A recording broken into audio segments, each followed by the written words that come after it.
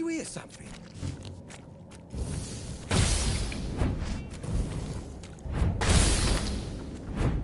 You're no match for our band!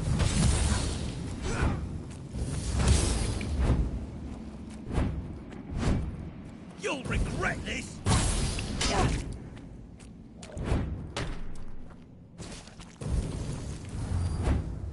Your road ends here!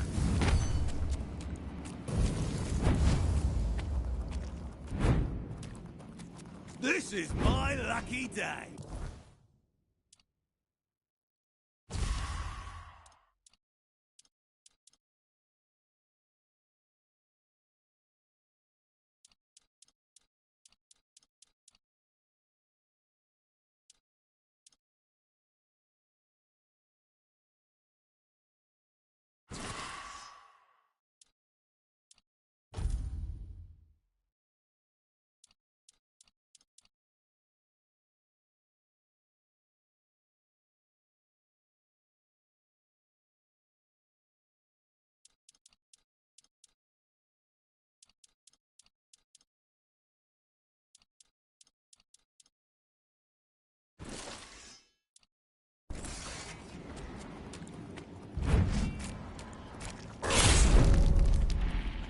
This is my lucky day!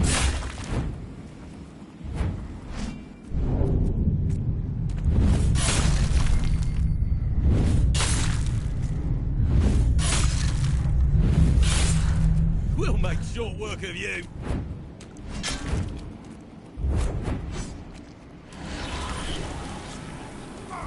That's all you've got!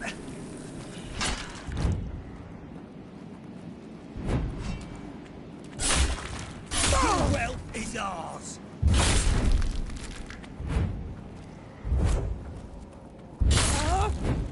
You're no match for our band!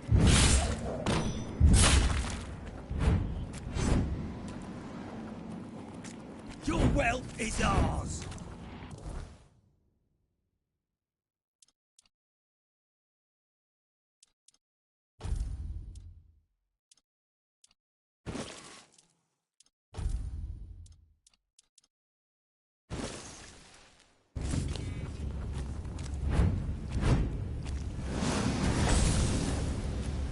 We'll make short work of you!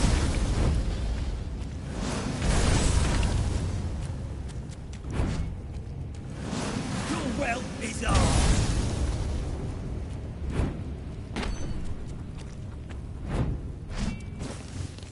That's all you've got!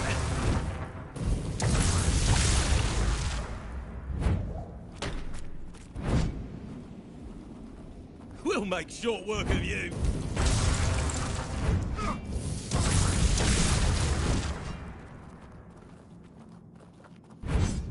We'll make short work of you!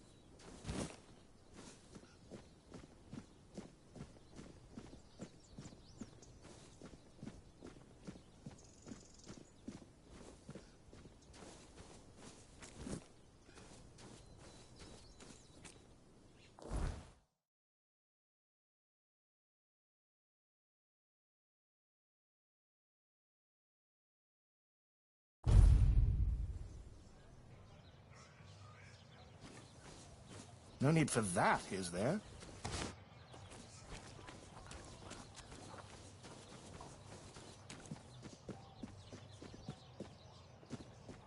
Always a pleasure to see you.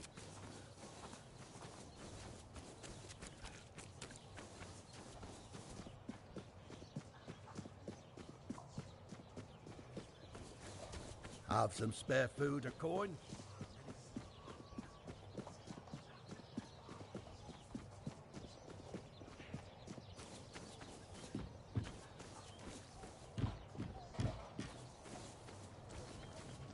Ha! Look who's back. You should have seen me yesterday. I haven't felt this strong in years. Turns out Ailey's tea wasn't just goat food after all. I combined it with a bit of exercise, like she said, and here I am, fit as a fiddle. Guess the All-Mother still has plans for these old bones. Thanks for steering me right. Sometimes it's the simplest things that do the most good, eh?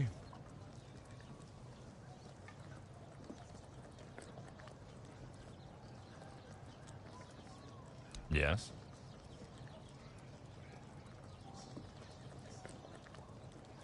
I see you managed to defeat Sanguinor the Crimson. Good job. Some say he was a knight who fell in battle and was brought back to life through dark magic, that he rose from the grave as an undead monstrosity with an insatiable bloodlust. Others say he was just a terrible jerk. Either way, he's gone now. Here's your reward. Well, well, Kestrel the Piercer. We've been after her for a long time, and many of our soldiers have fallen to her arrows. She believed she was dispensing justice to the wicked, though her favorite crime to punish seemed to be simply having a few coins in one's purse. Well, I won't miss her. You managed to defeat Cindermar the Firebringer. Congratulations.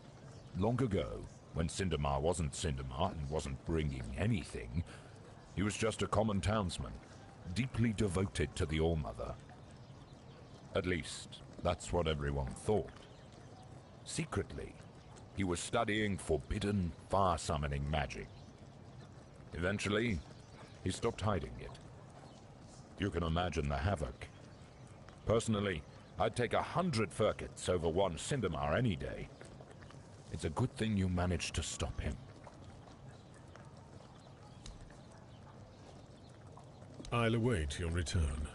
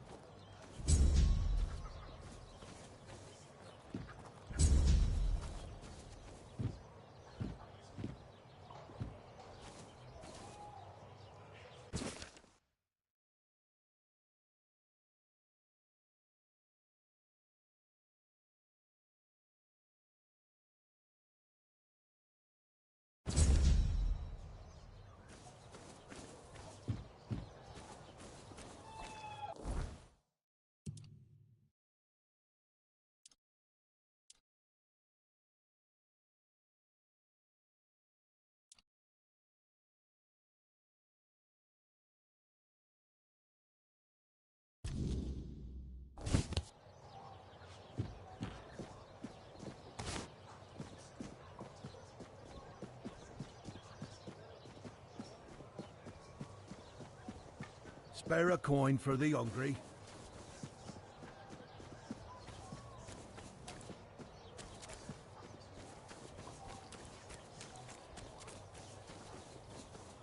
You doing okay? Hello there, strange-looking citizen. You lost, or just looking for someone? A reputation? Me? For what? Standing around looking tough?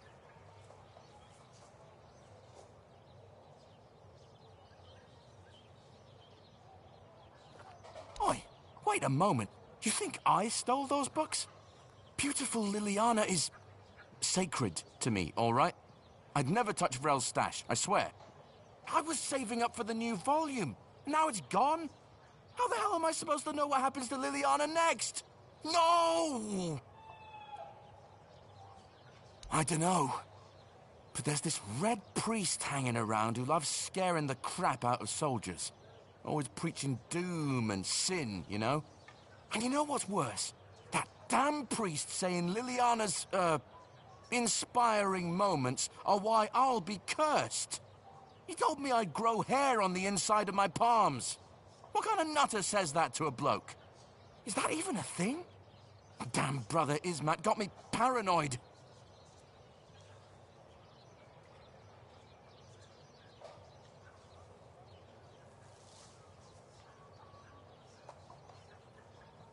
You're joking, right? Please tell me you're joking. Inside my palms? Oh no. Oh gods, no. What do I do? Is it gonna spread? Can I hold a sword? I can't live like this. What if it starts itching? Oh, he's probably at the Red Church headquarters. That's where they're always praying and doing whatever it is that Red Priests do. Just be careful. The man's got a way of making you feel like you're already cursed. Creepy bastard. Take care now.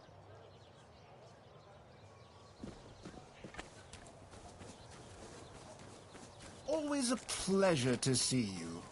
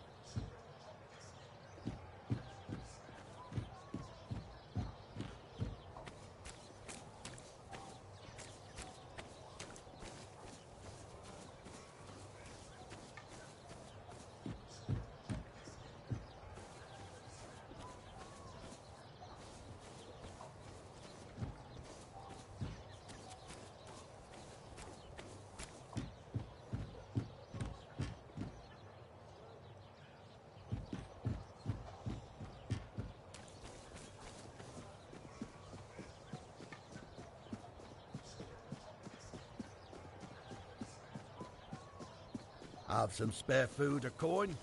Anything else?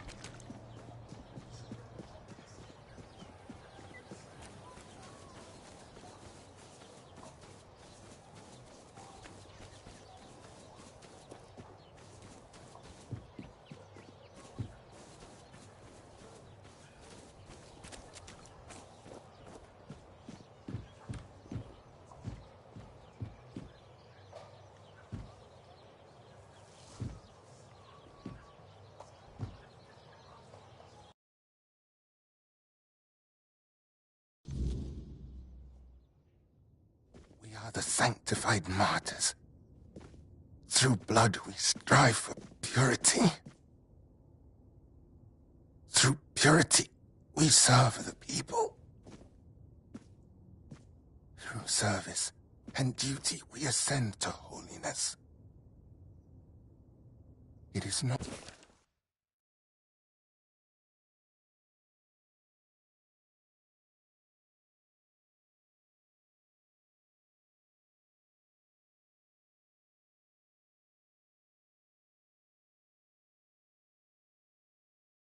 We are the sanctified martyrs. Through blood we strive for purity. Through purity. We are the sanctified martyrs. Through blood we strive for purity. Through... Yes? What reason do you have to interrupt my prayer? What could be more important than this?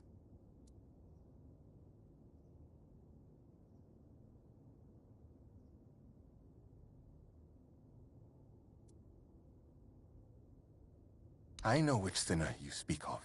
I also know he intended to read those books, tainted with lechery.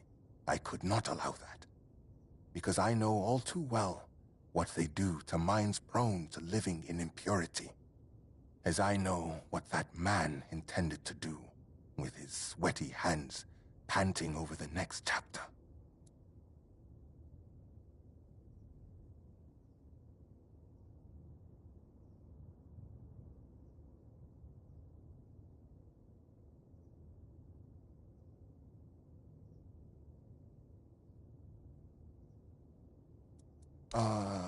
Of course. I am a Red Priest, after all. I know much about the struggles of the spirit, about what shatters a person's dignity, about the acts that cloud the mind with a fog.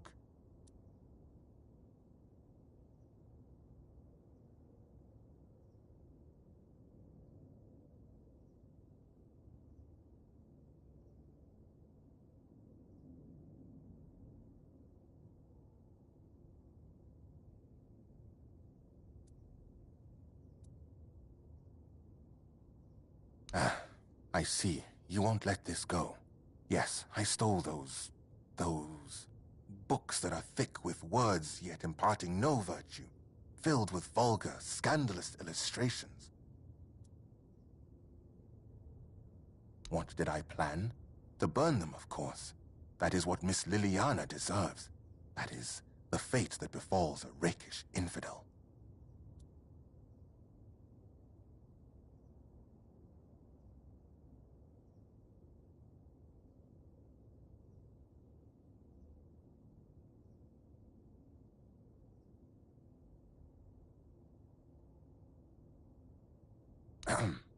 Yes. You heard correctly. Do you think I don't know what's in those books? I won't deny it. I took a peek inside. I needed to understand the sheer scale of depravity we are dealing with.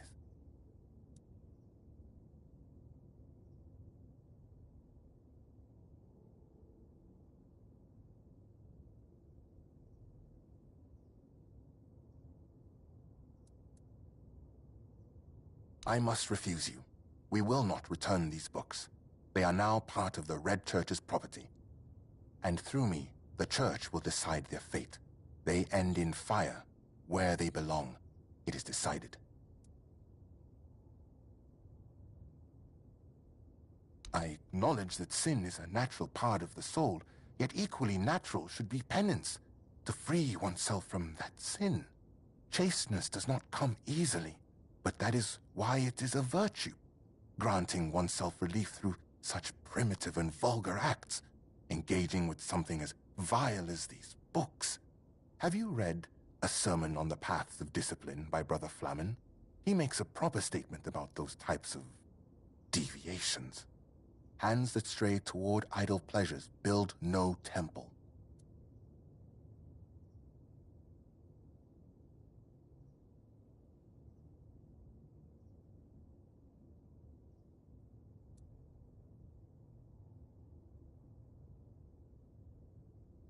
Ah, you wish to have at least the bare minimum for discussion. Excellent. Look around our quarters. You should find that text, along with its perfect complement, a sermon on purity and temperance. We are the sanctified martyrs. Through blood we strive for purity.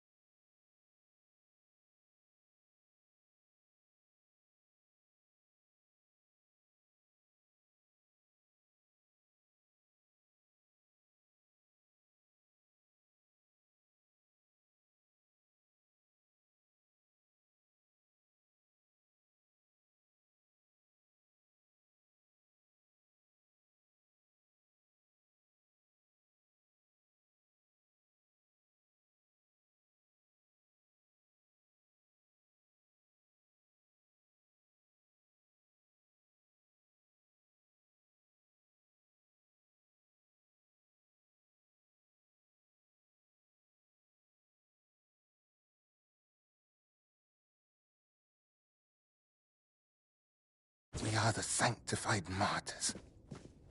Through blood we strive for purity. Through purity. We are the sanctified martyrs. Through blood we strive for purity.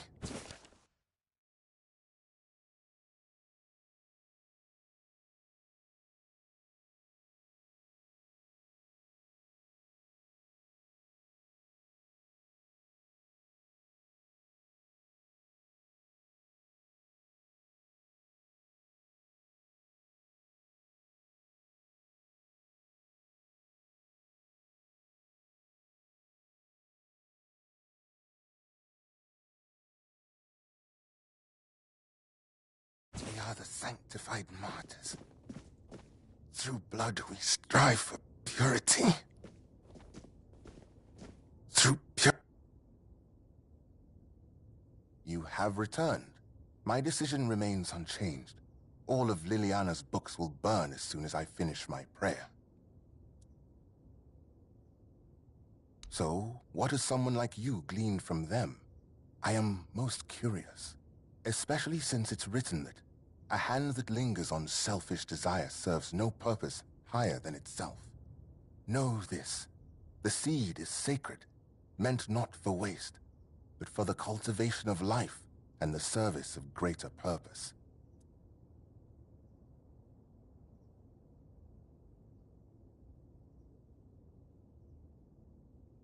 Of course it serves a purpose, a vain and impure one. Such self-gratification weakens the spirit and body. It compels the heart to submit to every fleeting whim. Meanwhile, to be men means resisting those whims, holding back the hand from striking, restraining the hand from depravity.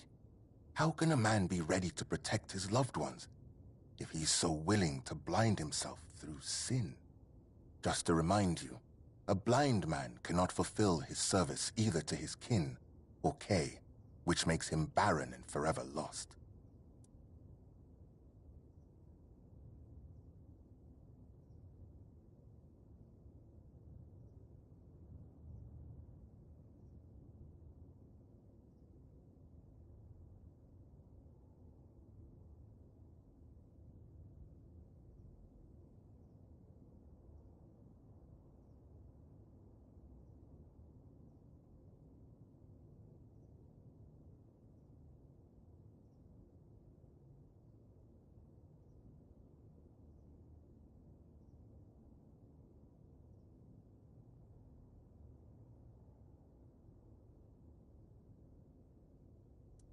I see you didn't stop your reading of Flamen at a sermon on the paths of discipline, and you've cited the perfect passage. That's precisely the point. What ultimately guides the hand to sin is, after all, the human heart ablaze with unchecked desire.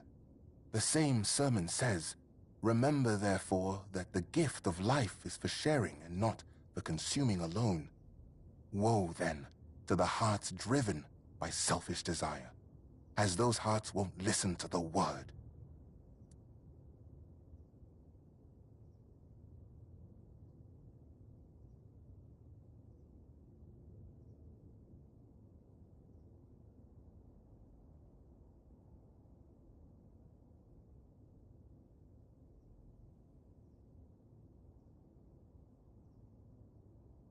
I fear that sometimes this tone is necessary in priestly service. We know human nature all too well, do we not? Avoiding an admission of guilt does not mean avoiding punishment. Someone may treat my teachings with disdain, but ultimately, they will still stand before Kay and her word. Your words, however, are wise, and they lead towards reflection.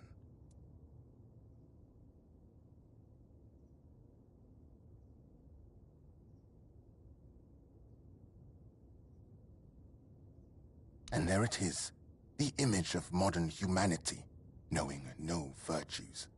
Stripping purity from every aspect of life, you kill holiness. And then, in the face of life's hardships, you ask where grace has gone.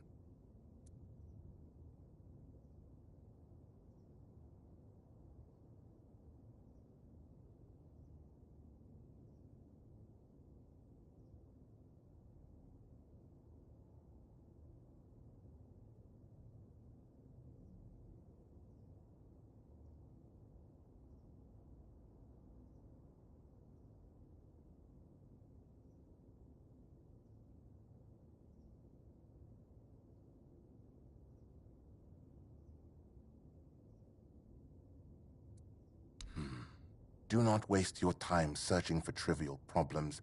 It can be put to much better use. Yes, you might be right about that one, stranger. An excellent observation, and a keen use of the passage from A Sermon on Purity and Temperance, I must admit.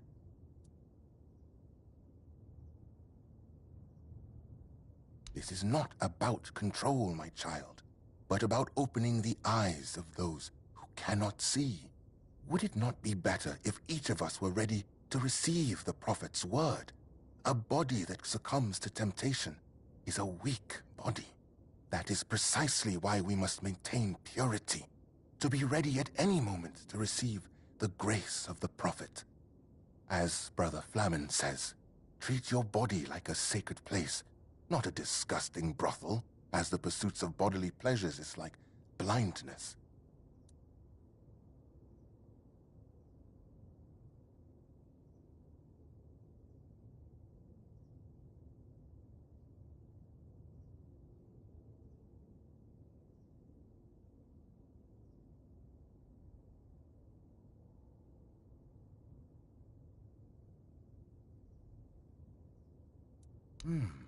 That is, of course, an astute observation, and proof that you've read the sermon thoroughly.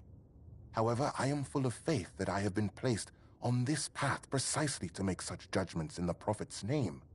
Still, one could also view it from the perspective you mentioned. Yes. So, dear stranger, where did our little discourse lead you? What about my role in all of this? Where would people be without priests, striving to protect them from sin and impurity?